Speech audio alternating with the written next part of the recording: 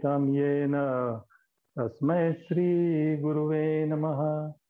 श्रीचैतन्यमनोभीष्टं स्थापितं येन भूतले स्वयं रूप कदा मह्यं ददाति स्वपदान्तिकं।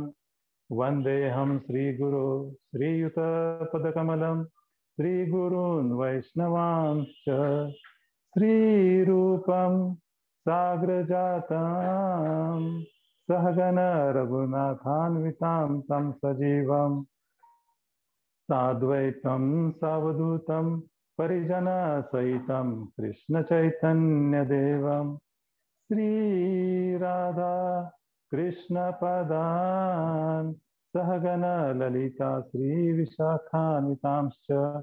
हे कृष्ण करुणा सिन्धु दीनबन्धो जगत्पते गोपेश गोपिकाकान्त राधाकान्त नमस्तुते।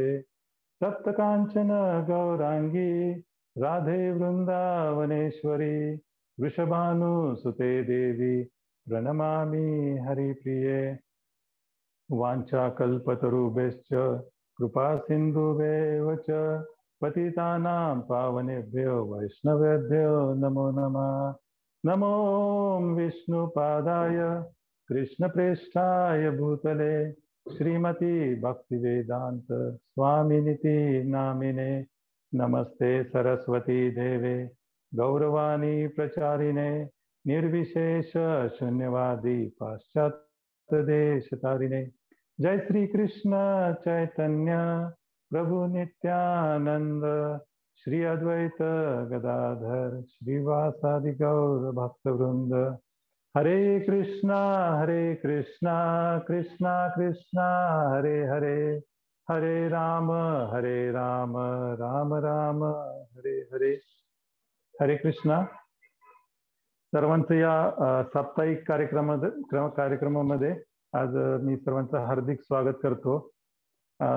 पुढच्या आठवड्यामध्ये जगन्नाथपुरीची रथयात्रा आहे, तर त्या निमित्ताने आपण आज जगन्नाथजींच्या आविर्भावावरती, अपीअरन्स ऑफ लॉर्ड जगन्नाथ यांच्यावरती आपण या विषयावरती आपण चर्चा करणार आहोत। तर स्कंद पुराणामध्ये जी काही जगन्नाथजींच्या आविर्भावाबद्दल कथा आलेली आहे, तर ते त्या कथावर आधारित मी आता बोलणार आहे। तर सत्ययुगामध्ये इंद्रद्युम्न नावाचे एक राजे होते, जे एक भूमीचा जो भाग आहे मालव नावाचा, तो भागावरती त्यांचं राज्य होतं आणि त्यांचं जे राजधानी होती त्याचं नाव होतं अवंती।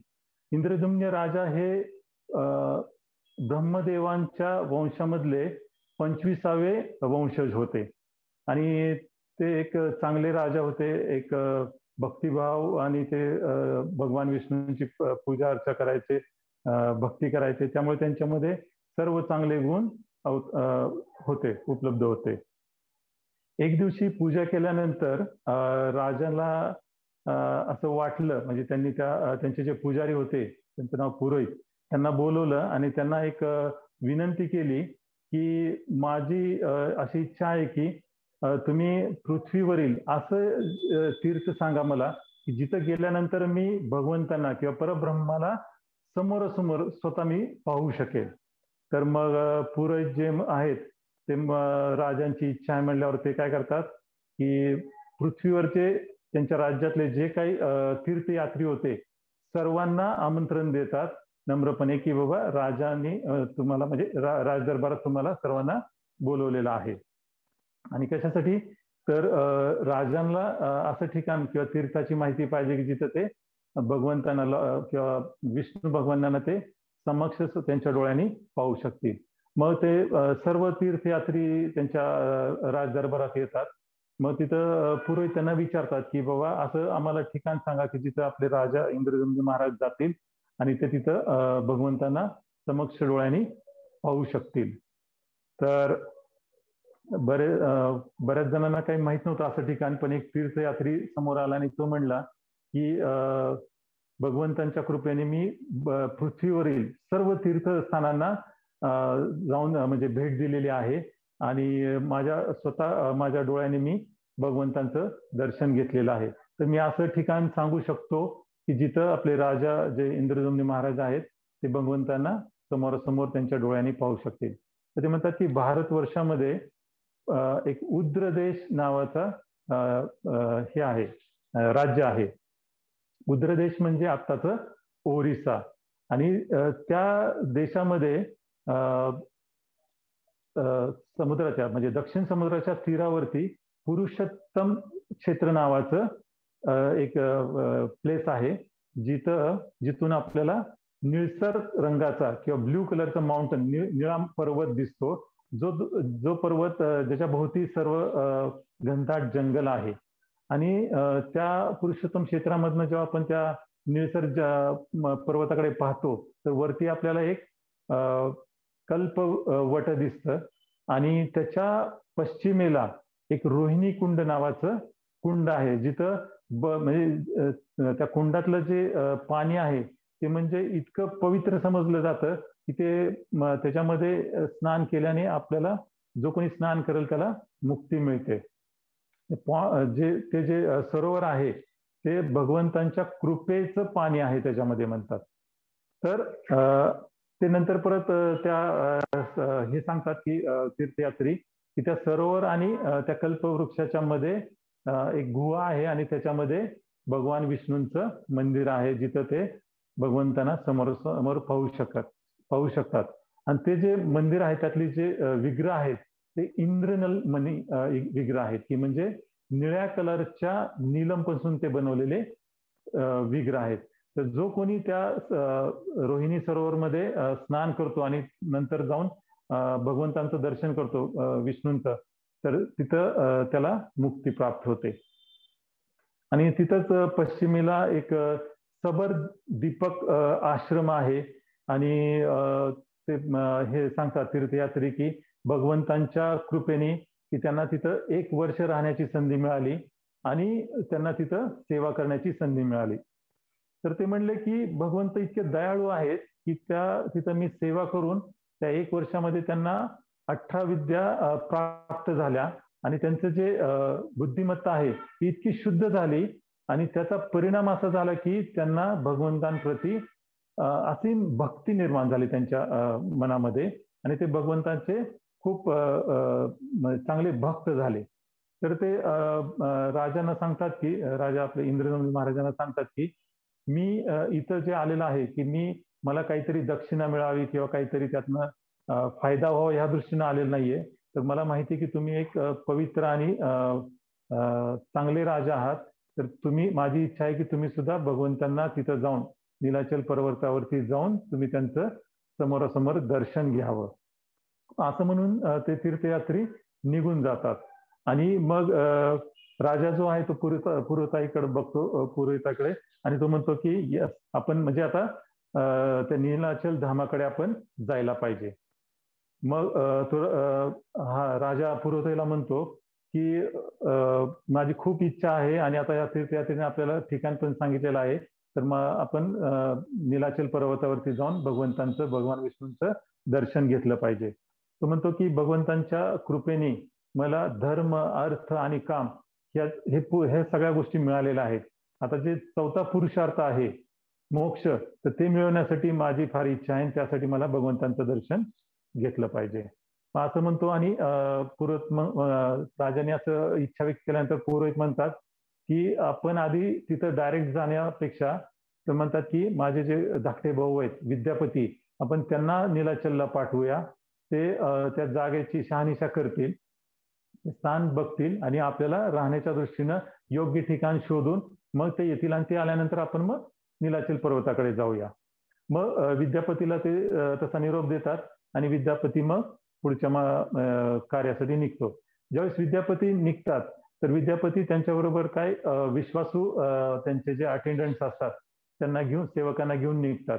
आणि ज्या दिवशी चांगला मुहूर्त आहे तो मुहूर्त बघून ते रथावरती बसून नीलाचल पर्वताच्या दिशेने निघतात. तर ज्यावेळेस ते नीलाचल पर्वताकडे चाललेला असतात, त्यांचं जे मन आहे, त्यांची जी मानसिक स्थिती आहे, त्याचं खूप छान वर्णन केलेलं आहे.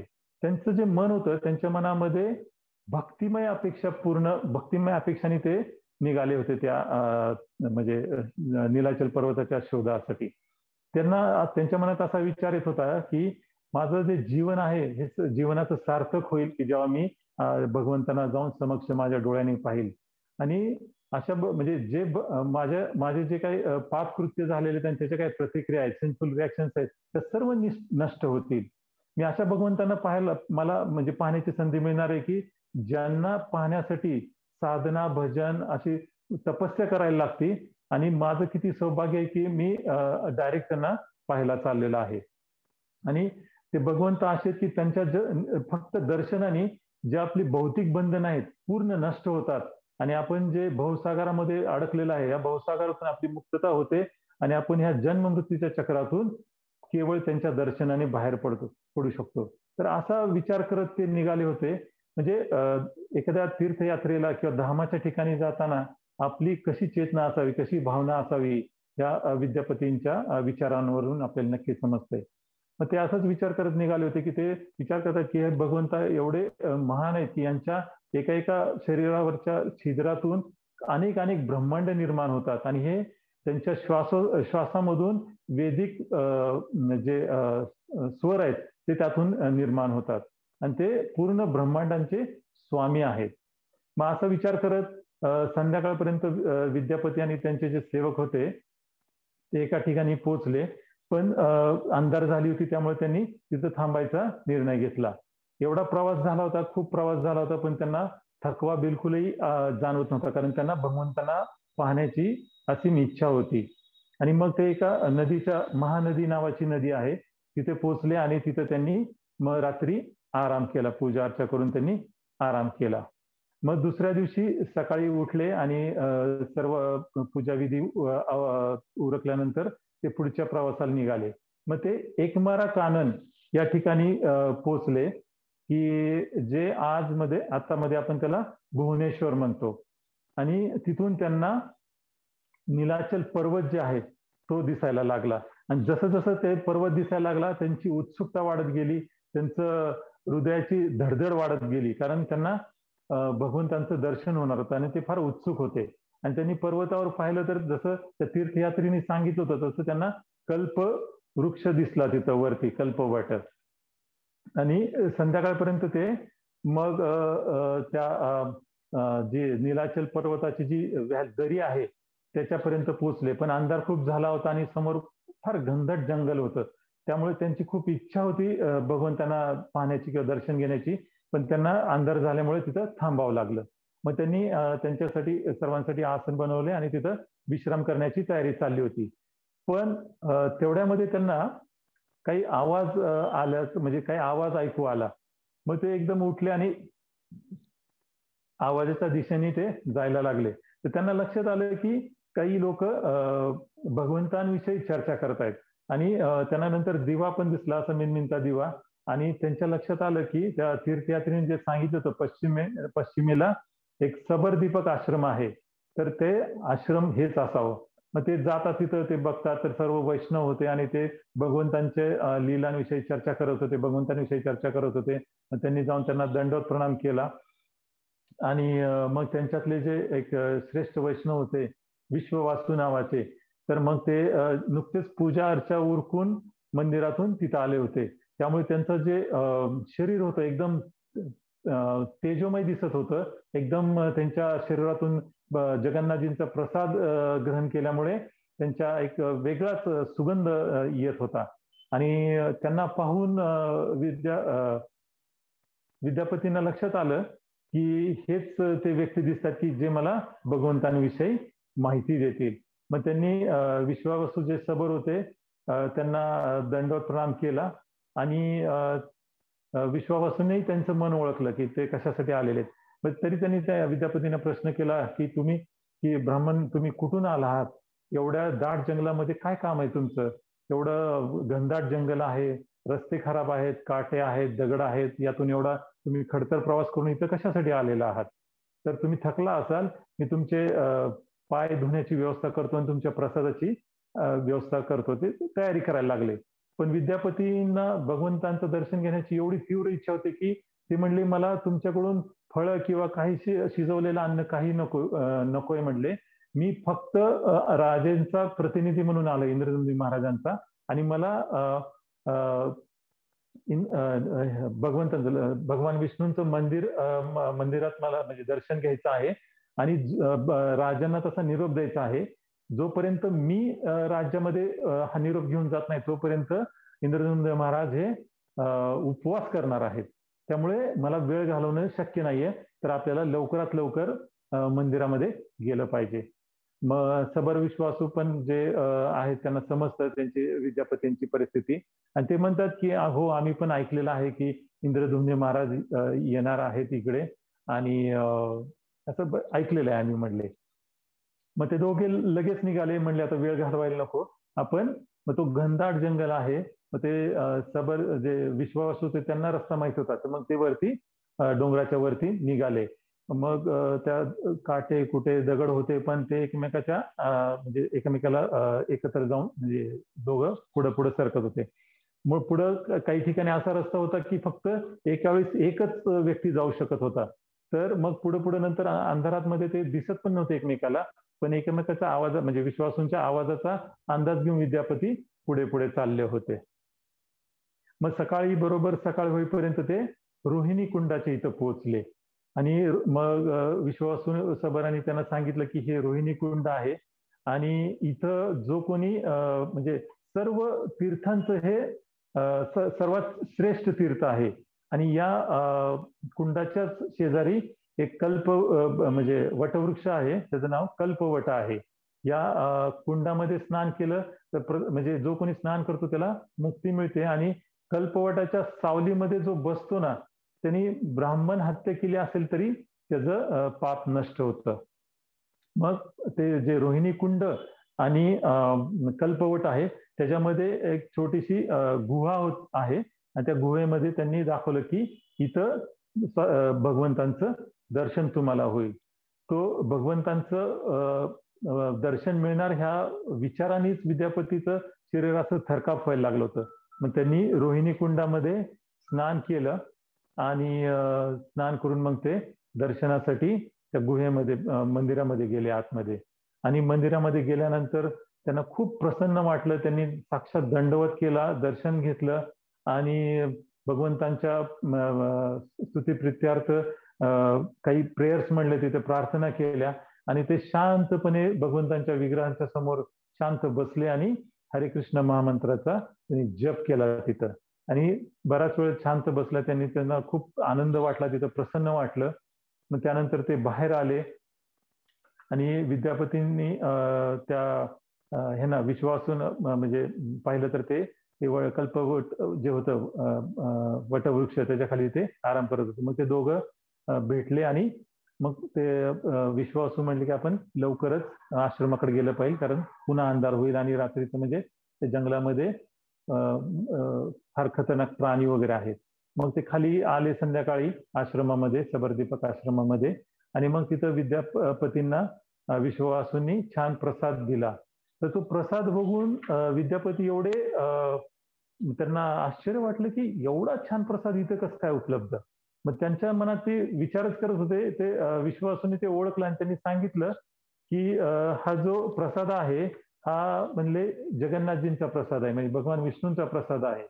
इथं रोज ब्रह्मदेव, इंद्र असे वेगवेगळे देवी देवता भगवान विष्णूंची, जगन्नाथांची पूजा करण्यासाठी, त्यांना प्रसाद देण्यासाठी, भोग लावण्यासाठी येतात आणि तिथून जो प्रसाद आलेला आहे हाच तो तुमच्यासाठी आम्ही जगन्नाथजींचा प्रसाद दिलेला आहे. आणि हा प्रसाद जो ग्रहण करतो भक्तिभावाने आणि एक सेवाभावाने त्याला नक्कीच मुक्ती मिळते. हे सगळं ऐकून विद्यापतींच्या अंगावरती अक्षरशः शहारे उभे राहिले. त्यांच्या डोळ्यातून अश्रू वाहू लागले. त्यांना वाटलं की मी किती भाग्यवान आहे की मला भगवंतांचं दर्शन झालं, इंद्रनीलमणी माया त्या विग्रहांचं दर्शन झालं आणि त्यानंतर त्यांना अजून छान काय वाटलं की हे जे सबर लोक आहेत, सबर आश्रमातले, सबरदीपक आश्रमातले, ह्यांचं भाग्य किती आहे, यांना रोज ते दर्शन घेण्याची संधी आहे आणि जगन्नाथजींचा महाप्रसादही यांना रोज मिळतो. तर त्यांनी त्यांनी मग मैत्री केली झाली त्यांची त्या विश्वासूंबरोबर आणि त्यांना पण सांगितलं की आमचे जे राजा आहेत त्यांची इच्छा आहे की इकडं त्यांना यायचं आहे आणि इथंच राहायचं की आणि अशी म्हणजे त्यांना इथं मंदिर भगवंतांसाठी मंदिर आणि चांगली पूजाची सिस्टीम बसवण्याची त्यांची इच्छा आहे. तर हो म्हणले, की मी पण ते ऐकलेलं आहे म्हणले. आणि हा खूप जुना विषय आहे म्हणले, की इंद्रनंद महाराज इकडे येणार आहे. पण ते म्हणले की एक प्रॉब्लेम आहे, की जेव्हा इंद्रनंद महाराज इकडे येतील भगवंताचं दर्शन घ्यायला, त्यावेळेस त्यांना ते दर्शन मिळणार नाही. दारू ब्रह्मांनी असं यमराजांना प्रॉमिस म्हणजे वचन दिलेलं आहे. ज्यावेळेस ते येतील त्यावेळेस ते वाळू खाली ते हे होतील, गायब होतील. हे सगळं ऐकून विद्यापतींना एकदम धक्का बसला. त्यांना वाटलं की आता मग राजांना जर दर्शन होणार नसेल तर कसं काय करणार. आणि विश्वासूनही सांगितलं की घाबरू नका. जरी राजांना दर्शन मिळणार नसलं तर तुम्ही त्यांना तसं सांगू नका. जर त्यांना असं कळालं तर ते उपवास करून देहत्याग करण्याची तयारी करतील. त्यामुळे तुम्ही त्यांना सांगू नका. भगवंत त्यांच्या स्वप्नामध्ये येऊन त्यांना पुढचे दिशा देतील किंवा त्यांना ते सांगतील की 4 लाकडांच्या स्वरूपामध्ये पुढे ते अवतारित होणार आहे. आणि त्यांच्यासाठी इंद्रद्युम्न महाराज मंदिर बनवतील आणि त्यांची पूजा अर्चा चालू राहील. असं म्हणून मग ते दोघांनी आराम केला. दुसऱ्या दिवशी सकाळी उठल्यानंतर विद्यापती मग ह्याच्याकडे निघाले, राजांकडे, त्यांच्या राज्यामध्ये निघाले. तर ते विश्वासू त्या राजाच्या महालाच्या तिथं पोहोचणार तोपर्यंतच राजाला बातमी कळाली होती की विद्यापती नीलाचल पर्वतावर जाऊन आलेले आहेत आणि त्यांनी भगवंतांचं धामाचं मंदिर जे आहे जिथं भगवंतांना आपण समक्ष पाहू शकतो असं ठिकाण त्यांनी शोधलेलं आहे. आणि ते राजे इतके खुश झाले होते की ते गेटवरती त्यांना रिसिव्ह करण्यासाठी आले. आणि त्यांनी जेव्हा विद्यापतींना पाहिलं, त्यांच्या विद्यापतींच्या हातामध्ये एक पुष्पमाला होती जी ते तिकडून घेऊन आले होते. आणि त्यांनी राजाला ती हार घातला, तो हार घातला आणि त्यांना सांगितलं की हा जगन्नाथजींचा किंवा भगवान माधवांचा ही प्रसाद माला आहे. आणि त्यांनी ते माळा स्वतःच्या गळ्यात घातली आणि एवढे आनंदित झाले, एवढे प्रसन्न झाले की त्यांनी ते प्रसादाच्या स्वरूपात ती एक प्रसाद माला आहे ह्या उद्देशाने त्यांनी ती परिधान केली होती. आणि त्यांच्या मनामध्ये खूप आनंद झाला होता. त्याचा जो सुगंध होता तो सुगंध वास घेऊन त्यांना असं वाटलं की भगवंत त्यांच्या हृदयामध्ये अवतारित झालेले आहेत. आणि मग त्यांनी त्यांचा विद्यापतींना घेऊन राजवाड्यात गेले आणि त्यांना त्यांच्या समोर स्थान दिलं बसण्यासाठी. आणि त्यांना सांगितलं की तुम्ही काय काय म्हणजे अनुभव घेतला ते मला वर्णन करा. मग विद्यापतींनी त्यांचे सगळे अनुभव जे काय रस्त्यात जाताना तिथं पोहोचल्यानंतर ते सगळे अनुभव सांगितले. ते नीलाचल पर्वताविषयी सांगितलं. पण राजांची इच्छा होती की तुम्ही विग्रहांबद्दल बोला. आणि तसं त्यांना सांगितलं. तर मग विद्यापतीने शांत बसले आणि डोळे मिटले आणि त्यांनी सांगायला सुरुवात केली की जे इंद्रनीलमणी जे विग्रह आहेत ते खूप पुरातन आहेत आणि ते इंद्रनीलमणी या मौल्यवान रत्नांपासून बनलेले आहेत. इंद्रनीलमणी म्हणजे ब्ल्यू सॅफायर किंवा निळा नीलम. आणि रोज तिथे इंद्रदेव, ब्रह्मदेव आणि इतर देवता त्यांची पूजा करण्यासाठी येतात आणि त्यांना ते फुलांचे हार वगैरे अर्पण करतात, भोग लावतात.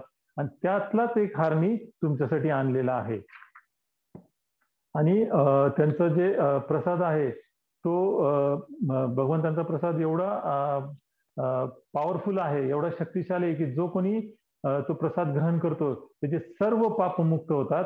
आणि त्यांचा प्रसाद घेऊन ते सांगत होते महाराजांना की माझं शरीर जे आहे एखाद्या देवतासारखं असं चमकू लागलेलं आहे की त्याच्यात तेज आलेलं आहे. आणि त्यांनी विचारलं म्हणजे तुम्हाला ते दिसतंय का. आणि राजांनी म्हणजे हो म्हणून त्यांनी मान हलवली.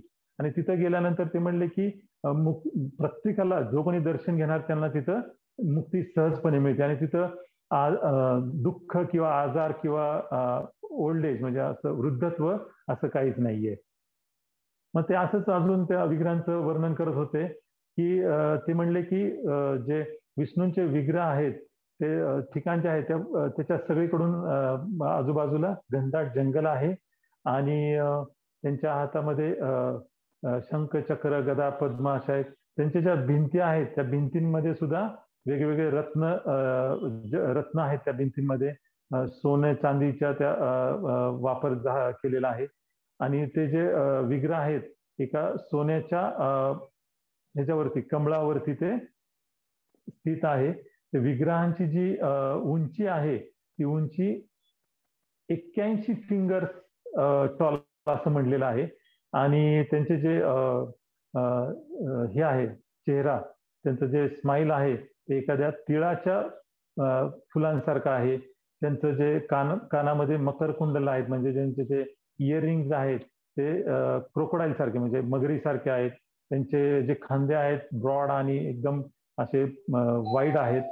नंतर त्यांचे जे चार जे हात आहेत, चतुर्भुज आहेत ते, तर त्यांचे हात गुडघ्यापर्यंत खाली जातात. आणि त्यांच्या गळ्यामध्ये कौस्तुभ मण्यांची माळ आहे. नंतर त्यांचे मण्यांची माळ त्यांच्या खाली कमरेपर्यंत जाते. आणि त्यांचे जे जांघ आहेत ते एखाद्या पिलर सारखे म्हणजे मोठ्या खांबासारखे आहेत, इनडिस्ट्रक्टेबल आहेत. असं ते विग्रहांचं, इंद्रनलमणी विग्रहांचं वर्णन करत होते. त्यांच्या डाव्या हाताला लक्ष्मीजी बसलेल्या आहेत म्हणे. आणि त्यांच्या म्हणजे त्या एकदम असं सुंदर आहेत, सर्व सौंदर्य त्यांच्यामध्ये सामावलेलं आहे. आणि वेगवेगळे आभूषण त्यांनी परिधान केलेले आहेत त्यांच्या आणि ते दोघं बसून जे कोणी दर्शन घ्यायला तर त्यांना ते आशीर्वाद देण्यासाठी तयार असतात म्हणे. त्यांच्या मागे अनंतशेष आहेत. त्यांचा ते जे फणा आहे त्यांच्या डोक्यावरती असं एखाद्या छत्रीसारखा पसरून ठेवलेला आहे. त्यांच्या समोर सुदर्शन चक्र आहे आणि सुदर्शन चक्राच्या जस्ट मागे गरुड त्यांच्या सेवेसाठी बसलेले आहेत. तर हे सगळं वर्णन ऐकून इंद्रद्युम्न महाराज एवढे त्यांना त्यांच्या मनात आनंद वाटला ना, की त्यांना त्यांच्या मनामध्ये एवढी इच्छा झाली आता भगवंतांचं दर्शन करण्याची, की ते म्हणले की आत्ताच आपण म्हणजे लगेचच आपण ह्याला निघूया दर्शन घेण्यासाठी. आणि माझी फार इच्छा आहे की तिथं जाऊन एक छान एक भव्य तिथं नगरी उभा करायची, तिथं 100 अश्वमेध यज्ञ करायचे, पूजा अर्चा करायची आणि असं करून भगवंतांचे मला प्रसन्न करायचं आहे, त्यांची कृपा मला मिळवायची आहे. असा हा विषय चालू होता. सगळे वातावरण एकदम प्रसन्न झालेलं होतं. आणि तेवढ्यातच तिथे नारद मुनी अवतरित झाले. मग नारद मुनी आल्यानंतर त्यांना स्थान दिलं बसण्यासाठी. इंद्रद्युम्न महाराजांनी त्यांचे पाय धुतले, त्यांना हार अर्पण केला आणि फुलं आणि अगरबत्ती अर्पण केल्यानंतर त्यांनी विचारलं, त्यांनी ते नारद मुनींना म्हणले की आज म्हणजे माझं आयुष्याचं सार्थक झालेलं आहे की तुमच्यासारखे ऋषी मुनी माझ्या दरबारात आलेले आहेत, माझ्या दर्शन द्यायला आलेले आहेत. तर त्यांनी विचारलं नारद मुनींना की तुमच्या येण्याचं काय कारण आहे किंवा तुमची काय सेवा करू मी. तर नारद मुनी त्यांचा सगळा पाहुणचार बघून प्रसन्न झाले होते. त्यांनी इंद्रद्युम्न महाराजांची पण स्तुती केली की बाबा तुमच्यामध्ये खूप चांगले गुण आहेत. एखाद्या भक्ताचे जे काही भक्तामध्ये जे काही गुण असायला पाहिजे सगळ्यात गुण तुमच्यामध्ये आहेत. आणि तुमची जी इच्छा आहे की निलाचल पर्वताला जाऊन तिथे एक नगरी उभा करायची आणि तिथं भगवंतांसाठी भव्य मंदिर उभा करायचं, तिथं पूजा अर्चा करायची त्यांची, हे ऐकून मी पण खूप प्रसन्न झालो. कारण तुम्ही ब्रह्माजींच्या वंशातले आहेत. ब्रह्माजींनी स्वतः त्या भगवंतांची पूजा अर्चा करून त्यांना ज्ञान प्राप्त झाले, त्याच भगवंतांची तुम्ही पूजा करण्यासाठी चाललेले आहेत. हे सगळं ऐकून बाकीचे पण त्या सभेमधले जे बसलेले हे होते लोक, ते सुद्धा प्रसन्न झाले. आणि इंद्रद्युम्न महाराज एवढे आतुर झाले होते नीलाचलला जाण्यासाठी, नीलमाधवांचं दर्शन घेण्यासाठी. ते म्हणले आपण लगेच निघूया, माझ्या रथावर बसूया आणि आपण नीलमाधवांचं दर्शन घेण्यासाठी नीलाचल पर्वताकडे जाऊया. तर नारद मुनी पण म्हणाले माझंही खूप इच्छा आहे आणि माझंही त्यामध्ये मलाही खूप आनंद मिळेल. मग त्यांनी एक ज्योतिषाला बोलवले आणि त्यांच्याशी बोलून जाण्यासाठी चांगला दिवस कुठला आहे ते ठरवलं. तर ज्येष्ठ महिन्यामधले पंचमी असं जाण्याचा तो दिवस ठरला. आणि ज्या दिवशी जाणार होते मग त्या दिवशी त्यांचे सगळे मिनिस्टर, सगळे राण्या, जे काही त्यांचे राज्यामधले जे लोक होते, ज्यांना कुणाला इच्छा होती तिकडे जाण्याची, सगळ्यांना त्यांनी घेऊन जायचं ठरवलं. मग जाण्याच्या आधी त्यांनी तिथं त्यांच्या राज्यामध्ये जे काही विष्णूंचं मंदिर होतं, दुर्गादेवींचं मंदिर होतं, तिथं जाऊन त्यांनी त्यांचे आशीर्वाद घेतले. आणि रथावर बसायच्या आधी त्यांनी नारायणांचं दर्शन घेतलं, भगवान नारायणांचं. आणि मग ते रथावरती ते आणि नारद मुनी स्वतः बसले. आणि मग ते निघाले आणि पुन्हा ते मग जाताना नदीच्या तिथे तीरावरती पोचले. मग तिथं ते संध्याकाळ झाली होती. मग सर्वांनी तिथं आराम करण्यासाठी स्टॉप घेतला, थांबले ते तिथं. मग संध्याकाळी जेव्हा ते सगळं पूजा अर्चा उरकून राजे इंद्रद्युम्न महाराज आणि नारद मुनी तिथं प्रसाद सेवन करत होते. त्यावेळेस त्यांना त्यांचा सेवक येऊन सांगितलं की उत्कल देशाचे राजा तुम्हाला अर्जंट भेटायचं आहे असं म्हणून विनंती करतायत. मग पाठव म्हणले. पाठवल्यानंतर त्यांनी त्यांची विचारपूस केली आणि मग म्हणले बोला काय तुमचा म्हणजे काम आहे किंवा काय निरोप आहे. ते म्हणले की उत्कल देशाचे राजा म्हणले की मला माहिती आहे की तुम्ही नीलमाधवांचं दर्शन करण्यासाठी निघालेला आहात आणि त्यासाठी तुम्ही आतुर आहात. पण मी जे काही बातमी देणार आहे ते ऐकून तुमचं थोडंसं मन विचलित होऊ शकतं. एकदम सर्व शांत झाले आणि काय सांगणार आहे ते काय निरोप आलाय ते ऐकण्यासाठी शांत झाले सगळे. मग ते उत्कल देशाच्या राजांनी सांगितलं की तुम्ही ज्या धामाकडे निघालेला आहे ऍक्च्युली तिथं खूप मोठं वादळ आलं आणि वादळामध्ये वाळू इतकी त्या धामाच्या ठिकाणी साठलेली आहे की ते पूर्ण विग्रह त्या वाळूमध्ये लुप्त झालेले आहेत आणि खूप लोक मरण पावलेले आहेत, काही मरतायत, खूप नासधूस झालेली आहे. पण आता तुम्ही इथं आलेला आहे तर तुमच्या इथं असण्याने तुमच्या असण्यामुळे इथं सगळं ठीक होईल असं म्हणून ते उत्कल देशाचे राजे निघून गेले. हे सगळं ऐकून इंद्रद्युम्न महाराज एकदम निराश झाले, हताश झाले आणि त्यांना वाटलं की आपण जे आता ज्या कारणासाठी इकडे आलेलो आहे आणि आपली जी काही इच्छा आहे नीलमाधवांना पाहण्याची ही आपली व्यर्थ जाणार इच्छा. आणि त्यांना काही समजत नव्हतं काय आता करायचं. मग या अशा परिस्थितीमध्ये त्यांनी बरोबर नारद मुनींकडे पाहिलं. नारद मुनींनी त्यांना आश्वासन दिलं की तुम्ही चिंता करू नका, तुमची इच्छा नक्की पूर्ण होणार, तुमचं इकडे येणं काय तुमची इच्छा काही व्यर्थ जाणार नाही, तुम्ही भगवंतांचं दर्शन नक्की घेणार. आणि ते म्हणले की जरी ते आता लुप्त झाले असतील तरी ते नक्की पृथ्वीवरती अवतरित होतील आणि तुम्हाला दर्शन देतील. ते म्हणले की भगवंत ह्या सगळ्या गोष्टींचे कंट्रोलर आहेत, नियंत्रक आहेत, त्यांना इथल्या गोष्टी नाही नियंत्रण करू शकत आणि ते भक्तवत्सल आहेत, तुम्ही त्यांचे खूप महान भक्त आहात, तुमची इच्छा ते कधीच व्यर्थ जाऊ देणार नाहीत. आणि त्यांनीच ब्रह्मदेवांना स्वतः सांगितलेलं आहे की म्हणजे नारद मुनींना सांगितलेलं आहे की बाबा इंद्रद्युम्न महाराजांना कशा पद्धतीनं गाईड करायचं आणि पुरुषोत्तम क्षेत्रामध्ये घेऊन यायचं.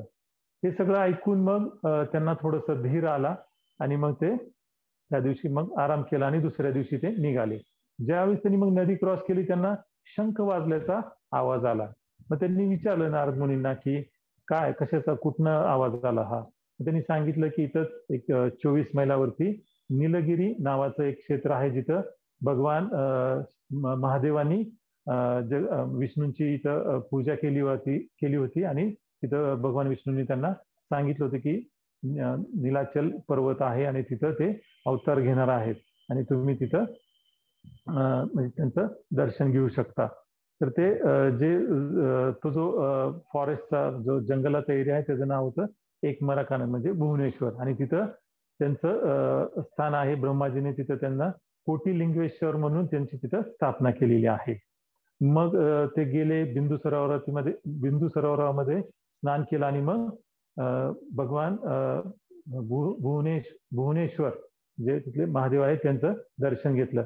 मग महादेव प्रसन्न होऊन ते त्यांच्या पुढे अवतरित झाले आणि त्यांच्याशी इंद्रद्युम्न महाराजांना सांगितलं की तुमची जी इच्छा आहे ती नक्कीच पूर्ण होईल. त्यांनी मग नारद मुनींना बाजूला घेतलं आणि त्यांना सांगितलं की ब्रह्माजीने सांगितल्याप्रमाणे तुम्ही त्यांना घेऊन जावा तिथे आणि त्यांना त्यांच्याकडून 1000 अश्वमेध यज्ञ करून घ्या म्हणजे दारू ब्रह्म म्हणजे त्यांच्यासाठी अवतरित होतील.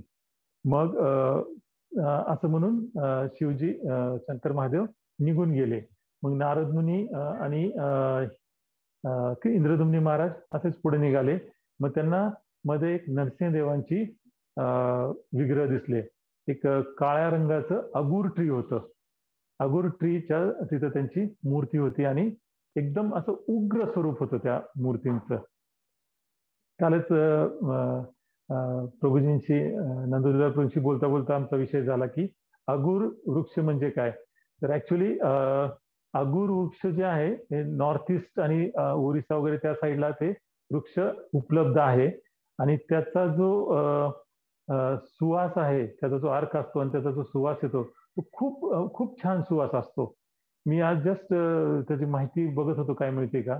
तर त्याचं साधारण म्हणजे खूप दुर्मिळ आहे ते वृक्ष. तर साधारण त्याचा जो रेट त्यांनी दिलेला आहे साधारण त्याचं जे इन्सेन्स असेल कदाचित त्याचा रेट असेल $1,00,000 पर किलो. एवढं ते महाग आहे. त्याचा सुगंध खूप छान आहे. आणि प्रभूजींनी सांगितलं की भगवान श्रीकृष्ण जे आहेत त्यांच्या जो शरीराचा जो सुगंध येतो तो त्या अगरू वृक्षाच्या सुगंधासारखा असतो, सिमिलर असतो म्हणजे त्यासारखा. तर मग शेवटी मग ते नरसिंहदेवांचं दर्शन घेतलं आणि मग पुढे निघाले आणि ते नीलमाधवांचे जिथं विग्रह होते त्या ठिकाणापर्यंत पोहोचले. आणि ते ऍक्च्युली विग्रह जे होते ते सोनेरी रंगाच्या वाळूने ते पूर्ण झाकलं गेलेलं होतं, लुप्त झालेलं होतं. मग नारद मुनींनी राजांना सांगितलं, दाखवलं की इथं ते विग्रह होते. मग इंद्रदेव महाराजांनी तिथं त्या दिशेने बघून भगवंतांचं दर्शन घेतलं. आणि तेवढ्यात आकाशवाणी झाली की तुम्ही चिंता करू नका, तुम्हाला दर्शन नक्की मिळेल. आणि ब्रह्माजींनी ज्या सूचना दिलेल्या आहेत त्या पद्धतीने तुम्ही फक्त ते सूचनांचं पालन करा. मग ते इंद्रदेव महाराज गेले आणि शांतपणे मेडिटेशन करायला बसले, जे काही भगवंतांनी त्यांना सूचना दिलेल्या आहेत किंवा ब्रह्माजींनी जे काही ब्रह्माजींनी त्यांना सूचना दिलेल्या आहेत. मग अश्वमेध यज्ञ करण्याचं सांगितलं होतं, 1000 अश्वमेध यज्ञ. मग त्यासाठी नारद मुनी म्हणले की आपण आधी सुरुवातीला नरसिंहदेवांची स्थापना करू. कारण ते काय म्हणले, जेव्हा नरसिंहदेवांच्या साक्षीनं त्यांच्या समोर जेव्हा आपण यज्ञ करतो कुठलाही, तर तो नक्कीच फलदायी ठरतो. आणि मग त्यांचं विग्रह आणि मंदिर स्थापन करण्याचं ठरवलं. तर सुगता जे विश्वकर्मांचे पुत्र आहेत ते तिथं आले आणि नारद मुनींच्या सूचनांप्रमाणे त्यांनी 4 दिवसामध्ये तिथं नरसिंहदेवांचं मंदिर बनवलं. आणि मग 5व्या दिवशी सगळे साहित्य गोळा करून त्यांनी मग त्यांची स्थापना केली. जे त्यांचे विग्रह जे होते ते नारद मुनी घेऊन आले, नरसिंहदेवाचे विग्रह, आणि मग त्यांची स्थापना केली. आणि त्यांच्या पुढे मग अश्वमेध यज्ञ करण्याचं ठरवलं. त्यांच्या अश्वमेध यज्ञासाठी सर्व देवी देवता, स्वतः इंद्रदेव आले होते, बरेच वैष्णव होते, ब्राह्मण होते, असे खूप ऋषी आणि मुनी आले होते जे त्यांच्या अश्वमेध यज्ञासाठी तिथे उपस्थित होते. तर त्यांचा जो हॉल होता, ज्या हॉलमध्ये ते अश्वमेध यज्ञ करणार होते, तर ते स्कंदपुराणामध्ये त्याची अशी माहिती आहे की त्याचं जे रूफ होतं, त्याची जी हाईट होती, तर 3 मैल हाईट होती त्या हॉलची. आणि त्याचे जे फ्लोर होतं, जे त्याचं जे फ्लोरिंग आहे ते वेगवेगळ्या दागिन्यांपासून आणि गोल्ड, सिल्वर, सोन्यापासून, चांदीपासून ते बनवलेलं होतं. मग त्यांनी इंद्रदेवांनाही प्रार्थना केली की तुम्ही पूर्ण यज्ञ होईपर्यंत इथं थांबला तर चांगलं राहील. मग त्यांनी सगळे यज्ञ एकदम छान केले, एकदम काळजीपूर्वक आणि काही चूक न करता केले. आणि ज्यावेळेस शेवटचा 1000वा यज्ञ चालू होता त्यावेळेस त्यांनी त्यांचं जे मन होतं ते मन पूर्णपणे पूर्ण पुरुषोत्तम भगवान यांच्यावरती त्यांनी ते केंद्रित केलं. आणि ते मन केंद्रित केलेलं असताना त्यांना जे ध्यानामध्ये दिसायला लागलं की त्यांना ते श्वेतदीप, ज्याच्यावरती भगवंत बसलेले असतात, ते श्वेतदीप त्यांना ते ध्यानामध्ये दिसायला लागलं. तो जो श्वेतदीप आयलंड आहे, जो बेट आहे, ते स्फटिकापासून बनलेलं आहे, क्रिस्टलचं आहे ते. आणि त्याच्या भोवती जे पाणी आहे, ऍक्च्युली ते पाणी नसून दूध आहे, दुधाचा तो सागर आहे. आणि त्याच्यावरती चतुर्भुज विष्णू बसलेले आहेत आपल्या गोल्डन सिंहासनावरती, सोन्याच्या सिंहासनावरती. आणि त्यांच्या डाव्या हाताला लक्ष्मी देवी आहेत. मग इंद्रद्युम्न महाराजांनी त्यांनी जे ध्यानामध्ये जे पाहिलं ते नारद मुनींना सांगितलं. आणि नारद मुनी म्हणाले की खूप चांगली चिन्ह आहेत हे, आणि भगवंत पुढच्या गोष्टी तुम्हाला नक्कीच प्रकट करतील. मग त्यांनी सांगितलं की भगवंतांचे विष्णूंचे काही केस त्यांच्या शरीराहून निघाले आणि ते पृथ्वीवरती येऊन पडले, आणि त्याच्यातून एक वृक्ष तयार झालेला आहे, आणि त्याचं नाव आहे ब्रह्मवृक्ष. तर नारद मुनी इंद्रद्युम्न महाराजांना त्या वृक्षाकडे घेऊन गेले आणि त्यांना सांगितलं की हे दिव्य वृक्ष आहे, स्वतः ते भगवान विष्णू आहेत, आणि याच्यामधूनच तुम्हाला भगवंतांच्या मूर्त्या कोरायच्या आहेत. आणि इंद्रद्युम्न महाराजांना एकदम आश्चर्य वाटलं आणि ते एकदम आश्चर्यचकित होऊन त्या वृक्षाकडे बघत होते. मग त्यांनी नारद मुनींना विचारलं की कसले विग्रह बनवणार, यातून कोण बनवणार? नारद मुनी हसले आणि म्हणाले की काळजी करू नका, ही भगवंतांची लीला आहे, भगवंत तुम्हाला सगळ्या गोष्टी हळूहळू सांगतीलच. तेवढ्यात आकाशवाणी झाली की भगवान विष्णू चा अवतार होणार आहे आणि तो एकदम गुप्त असणार आहे, आणि तो जो लाकडाचा ओंडका आहे तो तुम्ही 15 दिवस असं कापडामध्ये गुंडाळून ठेवा तुम्ही कशामध्ये तरी, आणि वयोवृद्ध सुतार येतील आणि ते त्यांचे इन्स्ट्रुमेंट्स घेऊन येतील, त्यांचे सगळे साधन सामुग्री घेऊन येतील, त्या लाकडापासून ते भगवंतांचे विग्रह निर्माण करतील. आणि ज्यावेळेस ते विग्रह निर्माण करत असतील ते बंद खोलीमध्ये त्यांना म्हणजे ठेवा, आणि बाहेर तुम्ही वेगवेगळे म्युझिकल इन्स्ट्रुमेंट वाद्य वाजवा आणि कुणालाही आत जाऊ द्यायचं नाही. जर कुणी त्या कार्विंग म्हणजे ते कोरीव काम चालू असताना, विग्रह बनवत असताना जर कुणी त्याचा आवाज ऐकला किंवा ते कुणी पाहिलं तर ते आंधळे बहिरे होऊन जातील.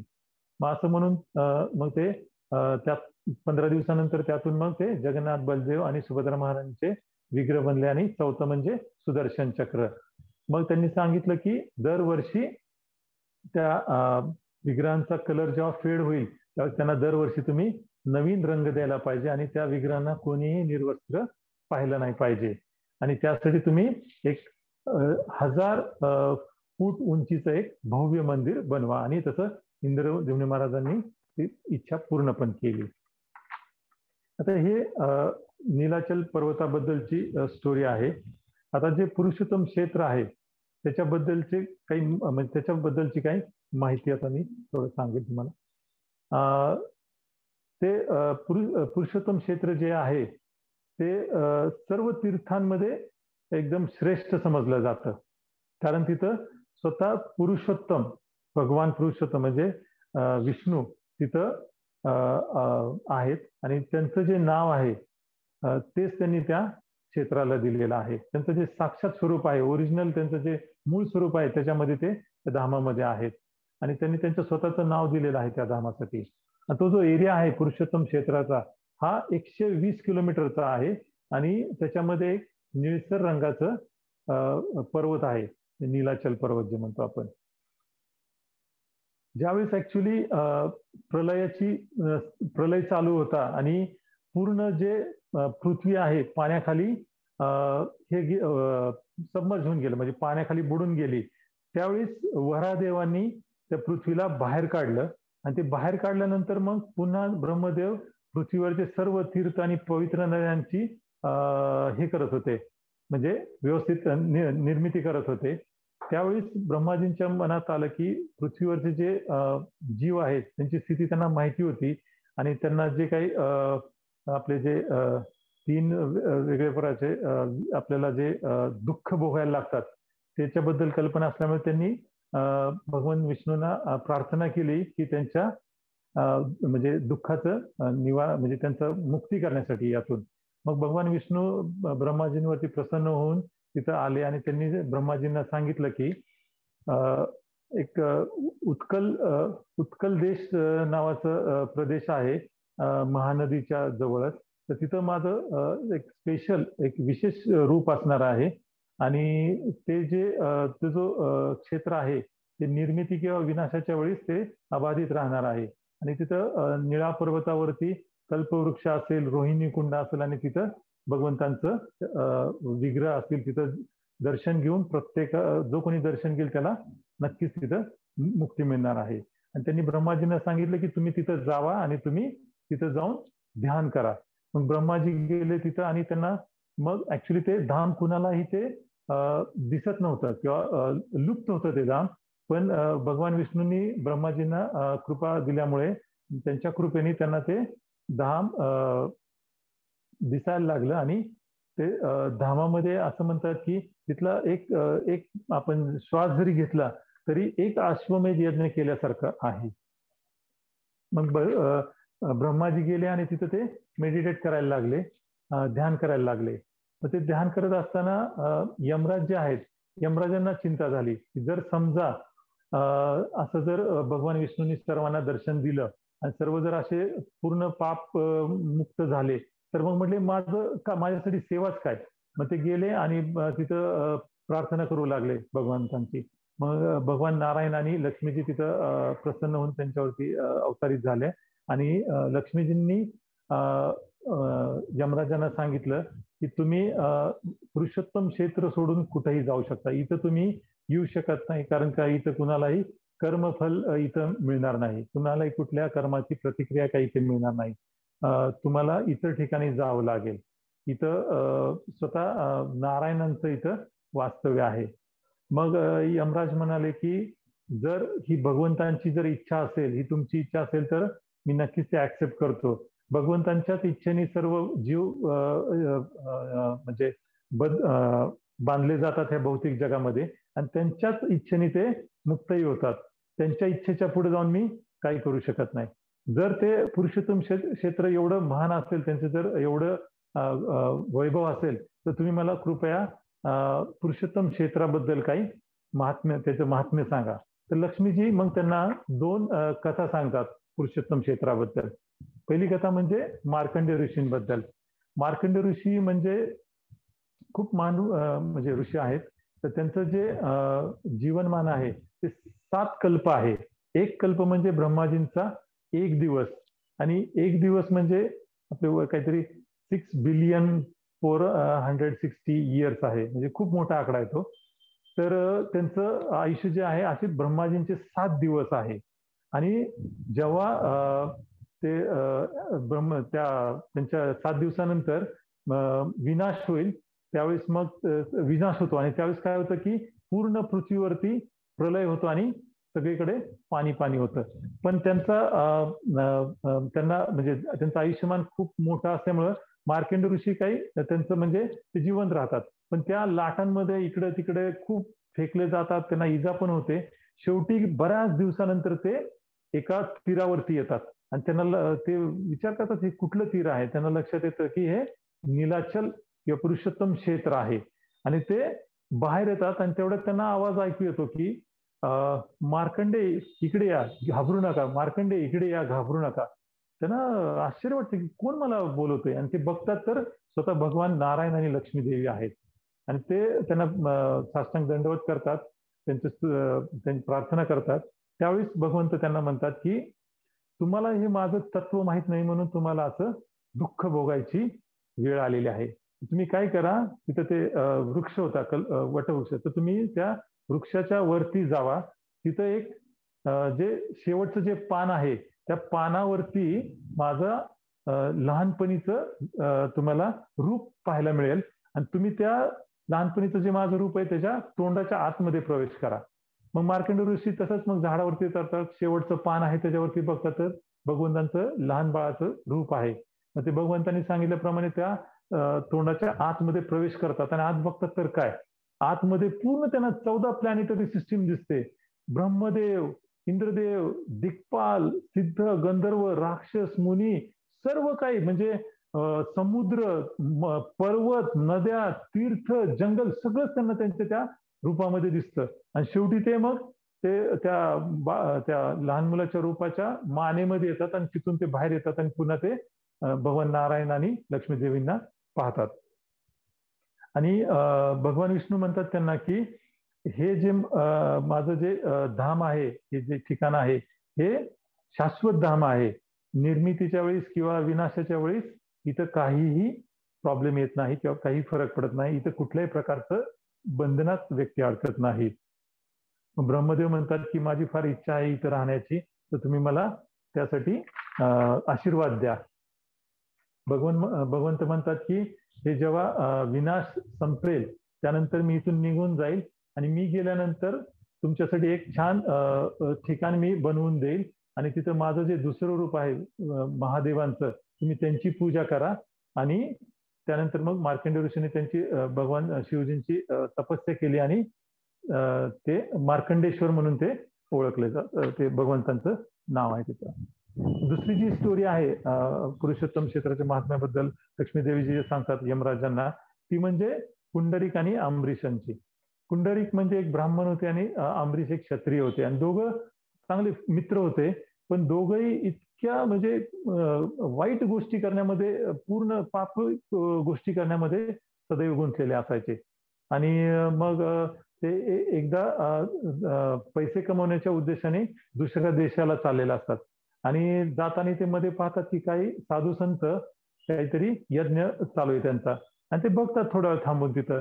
केवळ त्यांच्या त्या पाहण्याने आणि त्यांचं जे काही यज्ञाचं जे काही ऐकू येत होतं ना, तेवढ्याने त्यांचं मन परिवर्तन झालं आणि त्यांनी धार्मिक आयुष्य जगण्याचं ठरवलं. आणि पण त्यांना असं वाटलं की आता आपण एवढी पाप कृत्य केलेली आहेत, तर मग आपलं ते ज्या काही प्रतिक्रिया आहेत त्या नष्ट कशा होणार. मग ते गेले साधूंकडे आणि त्यांनी विचारलं की आम्ही असं असं आहोत. त्यांनी सगळी माहिती सांगितली आणि बाबा किती पापी आहोत सांगितलं. तर आमचे जे पापी कृत्य केले त्याच्यासाठी काय, त्या प्रतिक्रिया जाण्यासाठी काय उपाय आहे का. तर सर्वजण एकमेकांकडे बघायला लागले तिथले साधू. ते म्हणले आम्ही तर काही सांगू शकत नाही. पण त्यातला एक जो त्यांच्यातले एक सिनियर जे वैष्णव होते ते आले. ते म्हणले की जर तुम्हाला यातून जर ह्या सर्व पापातून जर मुक्त व्हायचं असेल तर तुम्हाला पुरुषोत्तम क्षेत्राला जाऊन तिथं भगवंतांचं दर्शन करा आणि भगवंत जगन्नाथांचं तुम्ही पूजा अर्चा करा तिथं. मग ते तिकडं निघाले आणि तिथं गेल्यानंतर त्यांनी जगन्नाथपुरीला भक्तिमय सेवा चालू केली. मग तिथं पुरीला गेल्यानंतर ते भगवंतांची म्हणजे सेवा करायला चालू केली. तिथं बसून ते रोज जप करायचे, पूजा अर्चा करायचे, दर्शन घ्यायचे. पण म्हणजे त्यांना लगेच भगवंतांचं दर्शन प्राप्त झालं नाही. मग तिसऱ्या दिवशी त्यांनी मंदिरातून असं दिव्य प्रकाश येताना पाहिला, पण तरी सुद्धा त्यावेळेस त्यांना दर्शन झालं. 7व्या दिवशी मग त्यांना दर्शन झालं की तेव्हा त्यांनी खूप छानपणे तोपर्यंत खूप भक्तिमय सेवा केली आणि चॅन्टिंग म्हणजे जप तिथं भगवंतांचं नामस्मरण केलं आणि मग पुढचं त्यांनी आयुष्य तिथं दोघांनी भगवंतांची सेवा करण्यामध्येच तिथं घालवलं.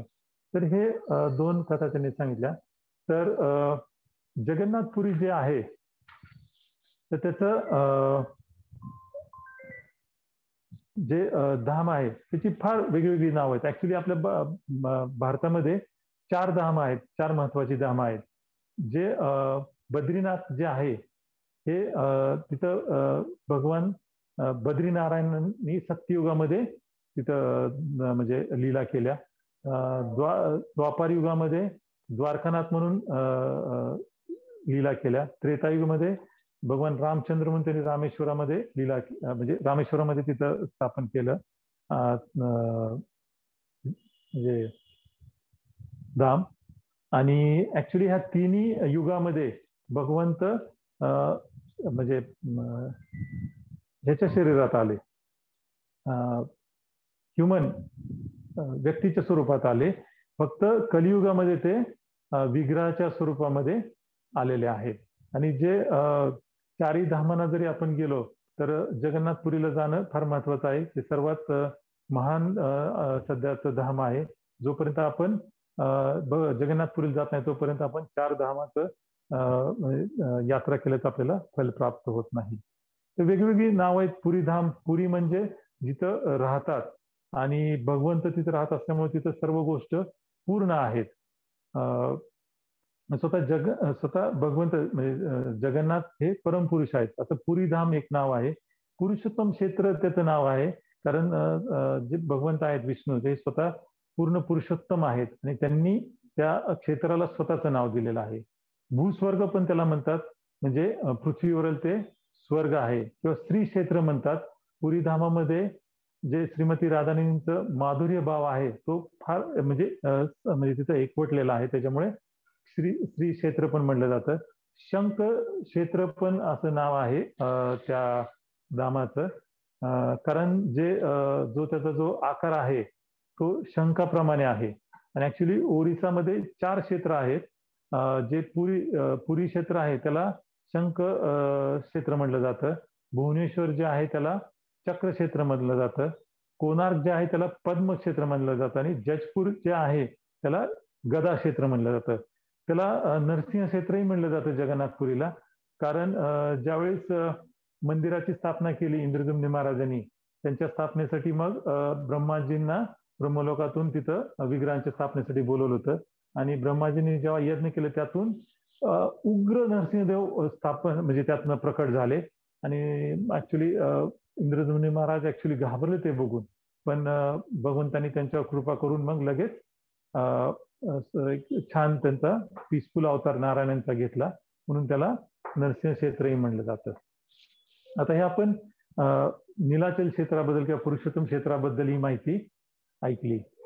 पण जे भगवंतांचे जे विग्रह आहेत जगन्नाथ, बलदेव आणि सुभद्रा महाराणींचे आणि सुदर्शन चक्र आहे, तर हे जे विग्रह आहेत आणि बाकीचे आपण इतर जे विग्रह बघतो हे नक्कीच वेगळे आहेत. ते आकार बघून नवीन माणसाला तर नक्कीच आश्चर्य वाटतं की असे कसे विग्रह आहेत. तर ते विग्रह असे का झालेत त्याच्याबद्दल जी कथा आहे ती थोडक्यात मी सांगतो.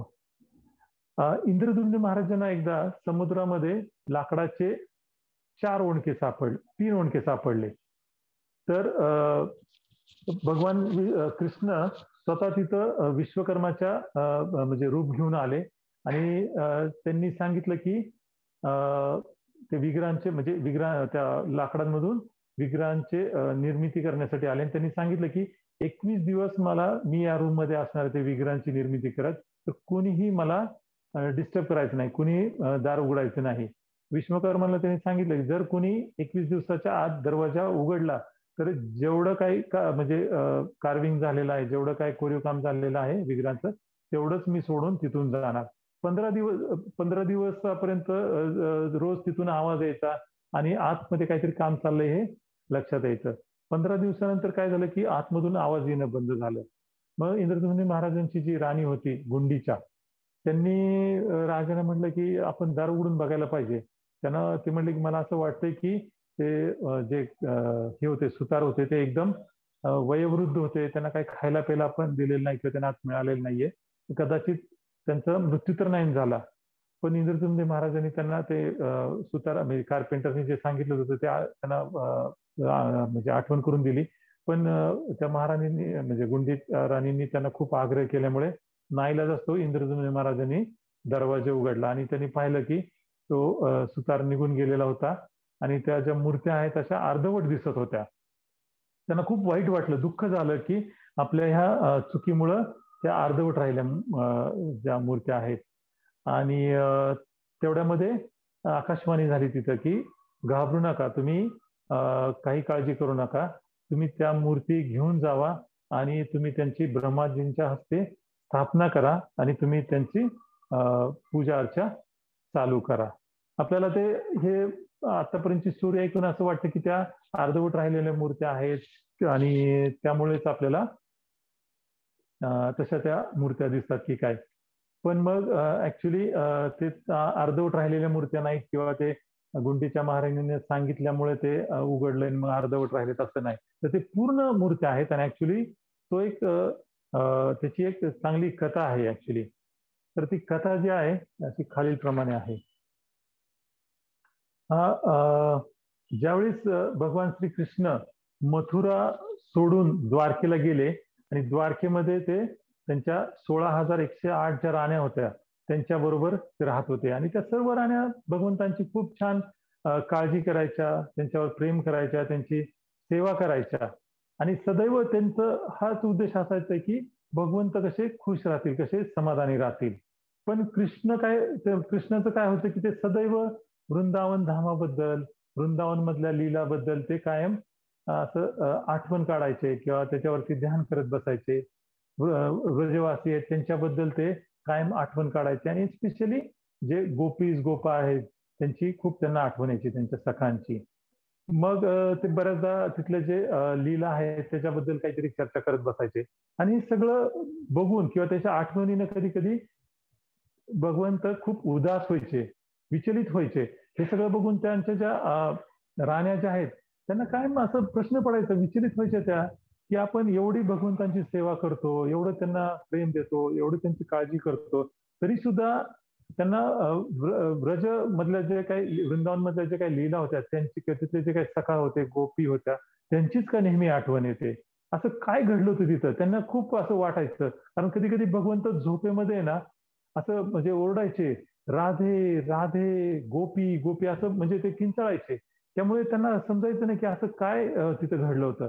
मग त्यांनी शेवटी ठरवलं, की आपण भगवंतांच्या जे काही लीला आहेत, तिथल्या जे काही त्यांनी लहानपणी जे काही लीला केल्या आहेत, त्याचं आपण कुणाकडनं तरी माहितीच काढायची. मग त्यांना लक्षात आलं, की ते लीला पाहिलेलं इथं द्वारकेमध्ये फक्त रोहिणी माता आहेत. मग ते रोहिणी मातेकडे गेल्या आणि त्यांना म्हणल्या, की "तुम्ही पाहिलेल्या आहेत का ह्यांच्या लीला, भगवंतांच्या व्रजलीला?" ते म्हणले, "हो, मी सगळ्या पाहिलेल्या आहेत आणि खूप छान लीला आहेत, खूप सुंदर लीला आहेत."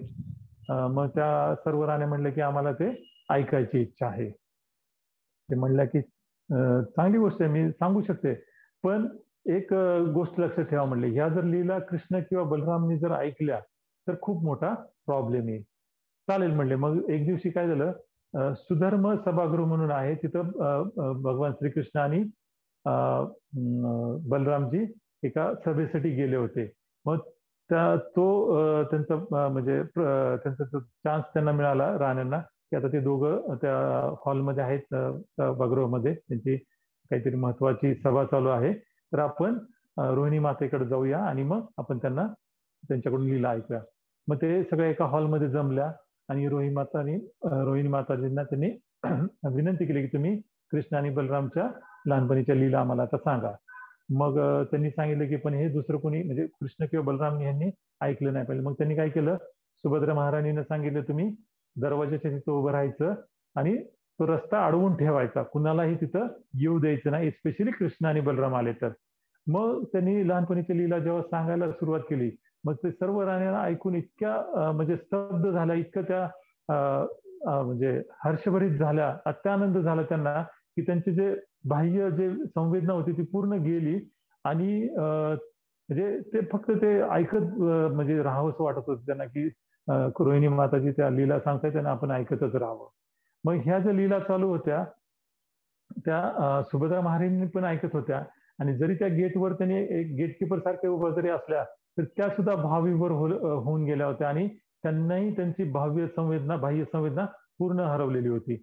मग कृष्ण आणि बलराम जरी तिथे मीटिंगमध्ये होते, त्यांना लक्षात आलं की काहीतरी चालू आहे आणि रोहिणी माता आपल्या बाललीला सांगतायत. तर त्यांना सुद्धा खूप इच्छा झाली की त्या लीला ऐकण्याची. मग ते लगेच अर्धवट ते सभा सोडून तिथून निघून गेले आणि त्या हॉलच्या दिशेने जायला लागले.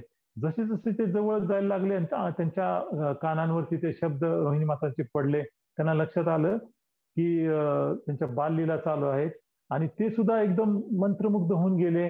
ते सुद्धा भावविभोर होऊन गेले, अत्यानंदित होऊन गेले आणि कृष्ण एका बाजूला सुभद्रा महाराणीचे उभे राहिले आणि बलरामजी एका बाजूला उभे राहिले. ऍक्च्युली जरी त्या गेटकीपर म्हणून उभा होत्या, पण त्या भावविभोर झाल्यामुळे त्यांनाही कळालं की कृष्ण आणि बलराम आलेले आहेत आणि तिघाही ते त्या लीला ऐकून एवढे त्यात मग्न होऊन गेले की त्यांचे जे पाय आणि हात आहेत असे हात ओढले गेले आणि ते एकदम हात पाय नसल्यासारखे असे ते उभं राहिलेले दिसले आणि म्हणजे एखाद्या कासवासारखं त्यांचं ते स्वरूप निर्माण झालं होतं आणि तेवढ्यामध्ये तिथं नारद मुनी आले आणि नारद मुनींनी दुरूनच त्यांचे ते असे एक अद्भुत विग्रह बघितले आणि ते जसे जसे जवळ जायला लागले तसं तसं ते मग कृष्ण बलराम आणि सुभद्रा महाराणी त्या बाह्य संवेदनात आल्या आणि त्यांनी मग ते परत पाय त्यांचे हात बाहेर आले आणि त्यांचं मूळ स्वरूपात ते तिथे उभं. पण ते त्यांचं ते स्वरूप नारद मुनींनी पाहिलं होतं तर ते जोरजोरात नृत्य करायला लागले, डान्स करायला लागले आणि भगवंताचं नामस्मरण करायला लागले की मी आणि ओरडायला लागले की मी ते पाहिलेलं आहे, मी ते पाहिलेलं आहे. आणि त्यांनी मग भगवंतांना जाऊन सांगितलं की तुमचं ते खूप मी तुमच्या इतक्या विग्रहांचं मी दर्शन घेतलेलं आहे, पण हे जे आज मी पाहिलं असं जे अद्भुत तुमचं जे दर्शन आहे खूपच विलोभनीय दर्शन होतं म्हणले आणि माझी इच्छा आहे की तुम्ही हा जो तुमचा महाभाव प्रकाश रूप त्याला महाभाव प्रकाश रूप म्हणतात की हे जे आहे तुम्ही सर्वांसाठी दर्शनासाठी उपलब्ध करावं. मग भगवान कृष्ण म्हणतात की नक्कीच म्हणले तुमची नारद मुनींची इच्छा मी म्हणजे ते पूर्ण करतील म्हणले.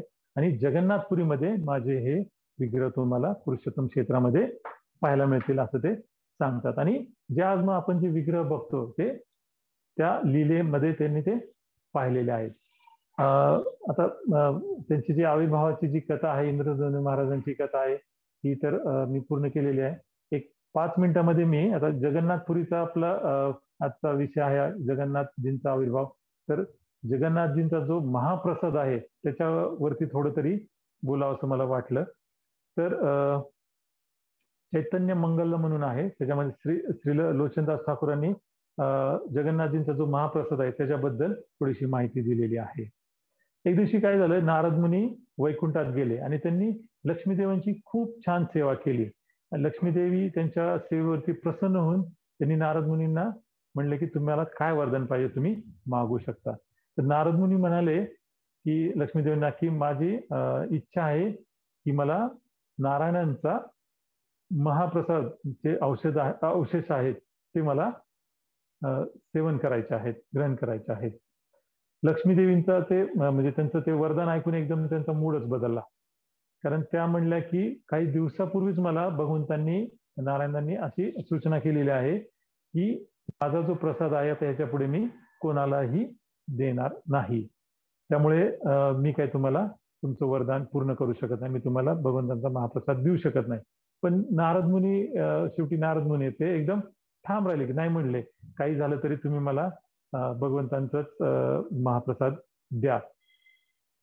तर मग ते म्हणलं, लक्ष्मीदेवी म्हणल्या की ठीक आहे मी बघते काय करता येते. मग दुपारी त्यांनी भगवंत जेव्हा म्हणजे प्रसाद सेवन करत होते, भोग घेत होते, त्यावेळेस त्यांनी खूप छान म्हणजे व्यंजन वगैरे बनवलेले होते. पण लक्ष्मीदेवी तरी थोड्याशा उदासच दिसत होत्या आणि ते नारायणांचं लगेच लक्षात पण आलं. मग त्यांनी विचारलं की कशामुळे त्या नाराज आहेत. मग त्यांनी सांगितलं की नारद मुनींनी असं वरदान मागितलं आणि मी ते देऊ शकत नाही, मीच त्यांना म्हटलं होतं काय वरदान मागायचं मागा. मग त्यांची अडचण लक्षात घेऊन नारायण म्हणले की आजच्या दिवस मी माझं जी नियम आहे तो रद्द करतो, पण इतर वेळेस तो नियम तसाच राहील.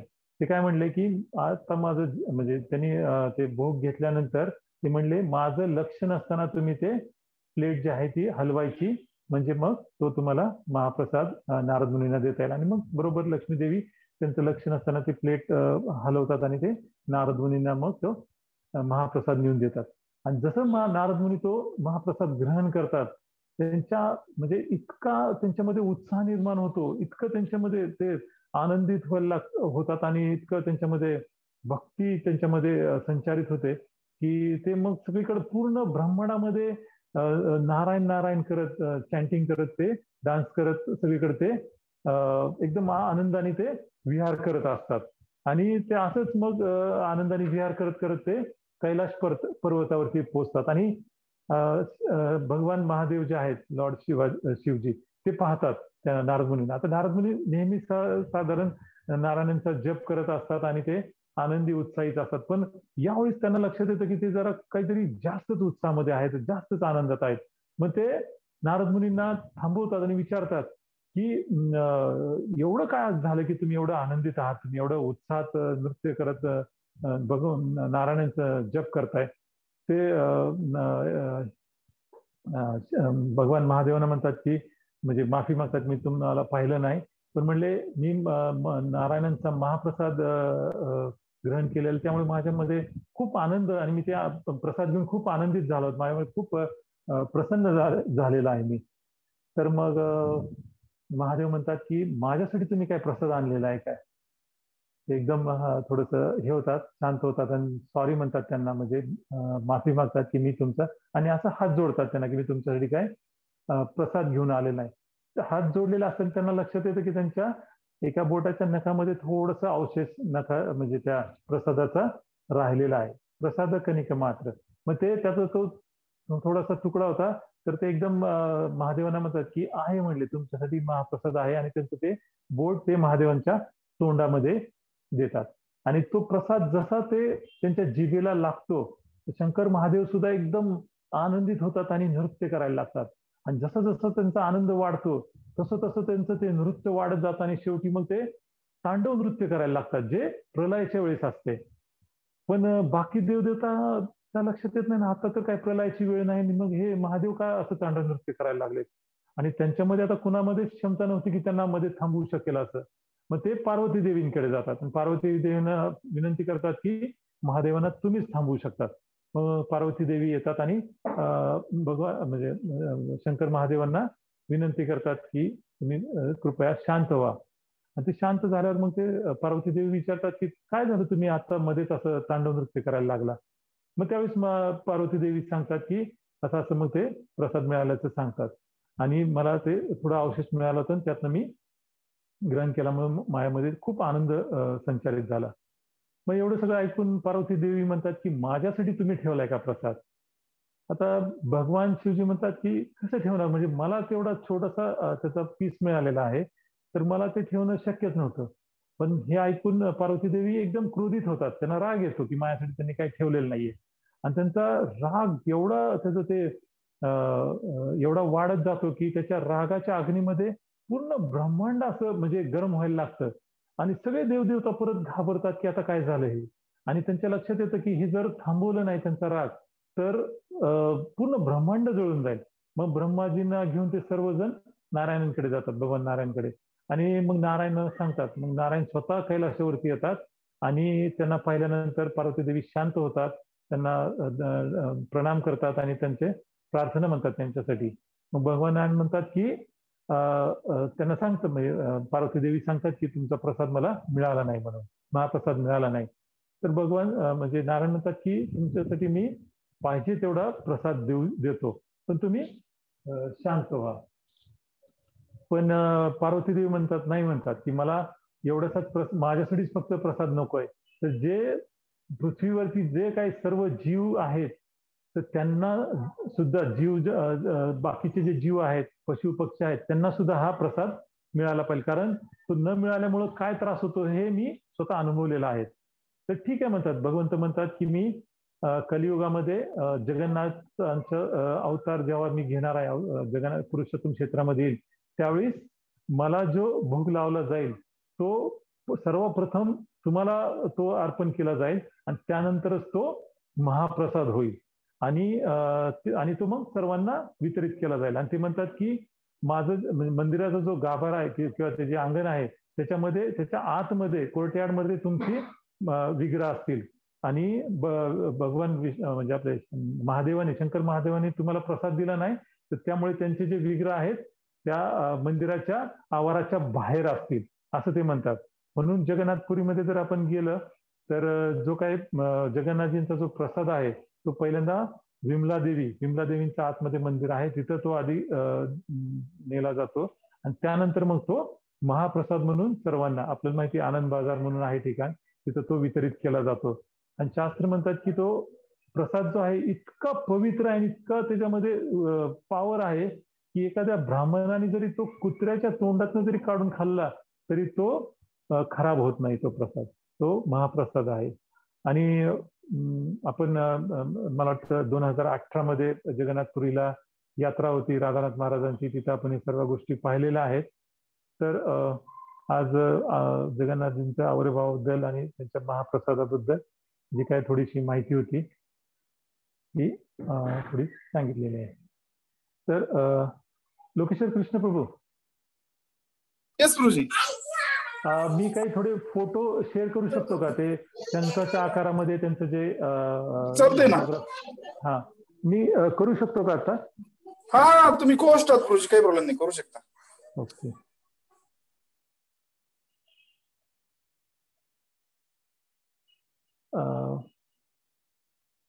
हा, हरे कृष्णा, ते दिसतंय का आता? अजून तर नाही दिसत प्रभूजी.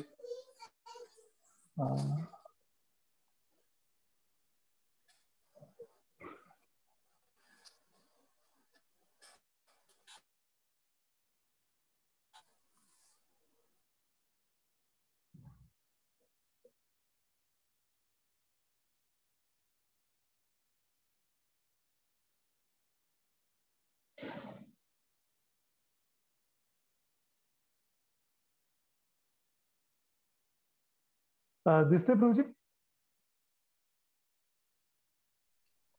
नाही, अजून तर नाही आलं काही. नाही का? बरं, ठीक.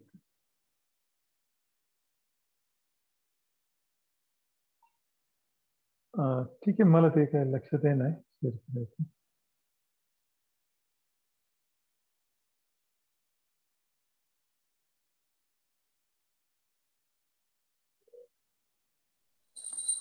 होतंय का प्रभूजी? हा, जस्ट मिनिट होतोय.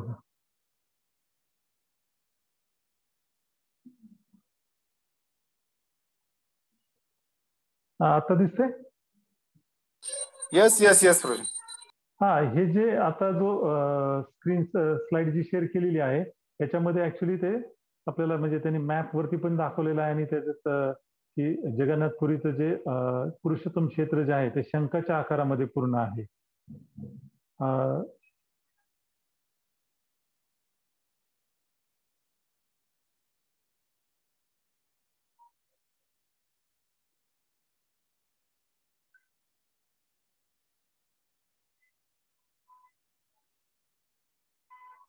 हरे कृष्णा. हरे कृष्ण प्रभूजी. हा बोला. हा, नाही ठीक आहे, ते थोडं लक्षात येणं शेअर करायचं. ठीक आहे, झालंय म्हणजे आता. ओके ठीक आहे. Yes yes Prabhuji. हरे कृष्णा. आम्ही सर्वांना अनम्यूट करण्याची परमिशन देतोय.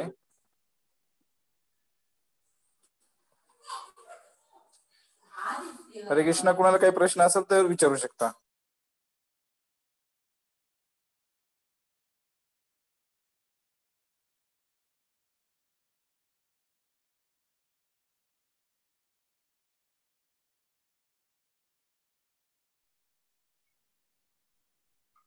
हरे कृष्ण प्रभूजी. हा, हरे कृष्णा. ते भगवंतांच्या डोळ्यांबद्दल काहीतरी सांगितलेलं आहे, ते जरा कायम उघडे असतात असं काहीतरी मी ऐकलंय कुठेतरी. बहुधा आपले प्रभूजींनी का कोणी, पण ते आठवेना मला. डोळ्यांबद्दल का? ऍक्च्युली कायम उघडे असतात असं काहीतरी. म्हणजे नाही, ते ज्यावेळेस ऍक्च्युली ते वृंदावन मधल्या लीला जेव्हा ऐकत होते त्यावेळेस ते भाविभोर झाले ना, ज्यावेळेस त्यांचे हात आणि पाय असे आतमध्ये आले त्यावेळेस ते आश्चर्यचकित झाल्यामुळे त्यांचे डोळे असे मोठे झाले होते आश्चर्याने. आणि त्यांना म्हणजे चोकाडोला लॉर्ड जगन्नाथ असं म्हणतात, एवढं मी म्हणजे ह्या म्हणजे वाचलं होतं.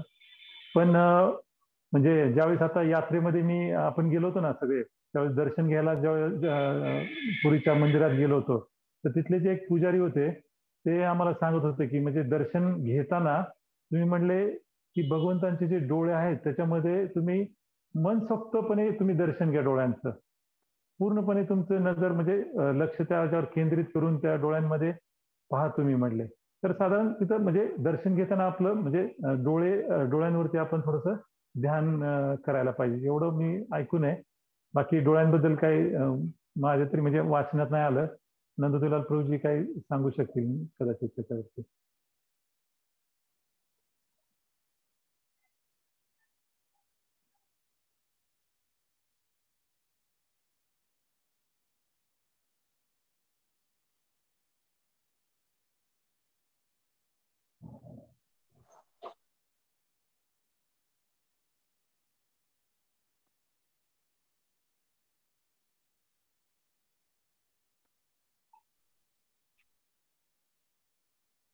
थँक्यू प्रभूजी.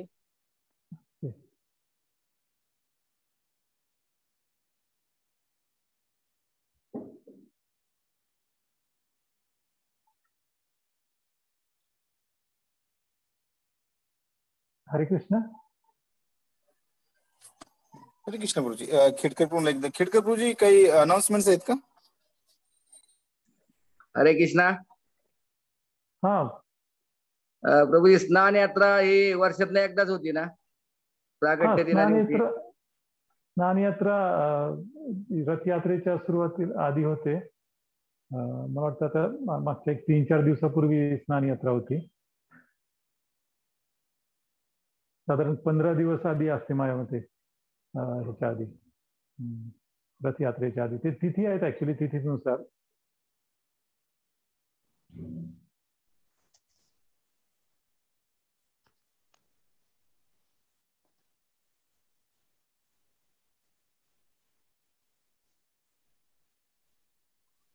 हरे कृष्णा खिडकर. हरी बोल. हा, दंडोत प्रणाम प्रभू. आवाज येतोय?